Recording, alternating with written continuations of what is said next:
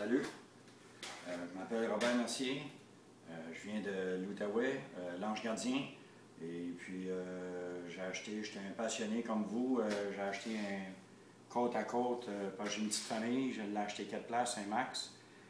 Ça allait bien jusqu'à samedi, le 21.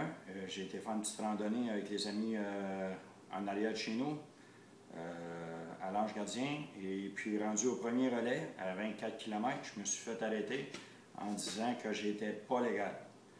En premier, j'ai voulu savoir, le monsieur, c'était le président du club de l'Outaouais, et puis le chef patrouilleur est arrivé aussi, ils sont présentés, du monde très gentil. Et puis, on regardait à ma machine, puis j'ai demandé pourquoi il n'était pas légal. Ils disent parce que ton gars, il ne serait pas capable de toucher à terre, puis il est dans un booster seat. Le booster seat, c'est un siège qui était side impact. Il a été testé tout partout au Canada. Il est légal sur le chemin à 100 km/h, et puis qui n'est pas légal dans les trails. Ça fait que là, moi, j'ai voulu en savoir plus, mais pourquoi que je ne suis pas légal? Ils m'ont juste dit que c'était la loi, il n'y avait pas le droit de siège d'enfant. Pour mettre ça un petit peu plus de piquant dedans, ils m'ont dit que si tu voulais être légal, tu pourrais prendre un Outlander 2 places avec des appuis-pieds ajustables, qu'il n'y avait aucun âge que ton enfant pourrait être en arrière sans être attaché. Que c'était ça la loi. Ça fait que là, moi, je lui ai montré comment est-ce que j'étais arrangé avec mes portes, les filets, le siège d'enfant, la ceinture de sécurité. Ils ont demandé de toucher au poignet. Le jeune touchait au poignet. Le plancher, j'ai fait une tablette. Ils m'ont dit, tu as modifié, tu n'as pas le droit. C'est pas plus pire que je pense qu'un Outlander que tu rajoutes des appuis-pieds. Parce que en étant bêteux, je l'ai fait, très solide. Et puis il n'y a pas de trouble avec ça. Moi-même, je peux me lever debout dessus, puis il n'y a pas de problème. Pour le remettre, c'est la même chose.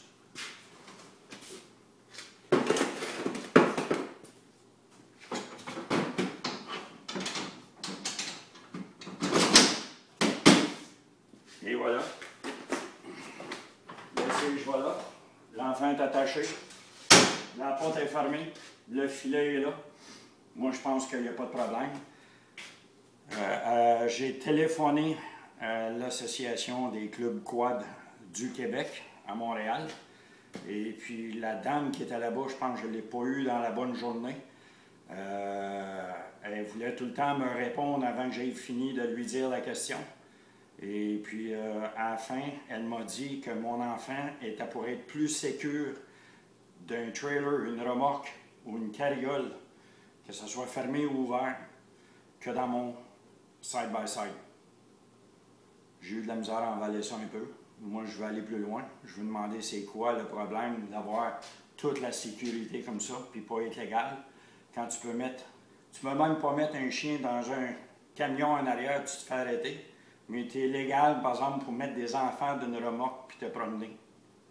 Je trouve ça un peu pas correct. Je pense qu'ils devraient refaire la loi pour les sièges et puis nous faire passer par des tests de sécurité ou les faire passer, les faire analyser par les patrouilleurs pour voir s'ils sont corrects.